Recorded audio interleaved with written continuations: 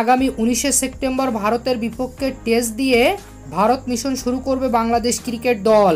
এই সিরিজে 2টি টেস্ট ম্যাচের পাশাপাশি 3টি টি-20 ম্যাচ খেলবে বাংলাদেশ।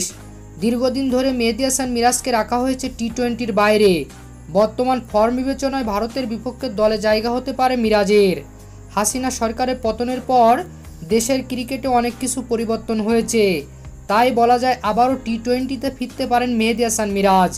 টপ অর্ডারে লিটন দাস, সৌম্য সরকার, তানজিদ হাসান তামিম ও অধিনায়ক নাজমুল হোসেন শান্ত। মিডল অর্ডারে দেখা যাবে তাওহিদ হৃদয়, সাকিব আল হাসান ও জাকির আলী অনেককে। লেয়ার অর্ডারে থাকবেন মেহেদী হাসান মিরাজ, রিশাদ হোসেন ও শেখ মাহেদী। পেস বিভাগে দেখা যাবে তাসকিন আহমেদ, তানজিম হাসান সাকিব, মুস্তাফিজুর রহমান ও শরীফুল ইসলামকে। স্পিন বিভাগ সামলাবেন সাকিব আল হাসান, মেহেদী হাসান মিরাজ, রিশাদ হোসেন ও শেখ মাহেদী। বাদ পড়তে পারেন মাহমুদুল্লাহ রিয়াদ, তার সাম্প্রতিক পারফরমেন্স ভালো না। তার জায়গাতে স্কোয়াডে যুক্ত হবেন মেহেদী হাসান মিরাজ। তো প্রিয় দর্শক, ভারত সিরিজে মাহমুদুল্লাহকে বাদ দেওয়া আপনারা কিভাবে দেখছেন জানিয়ে দিন আমাদের কমেন্ট বক্সে।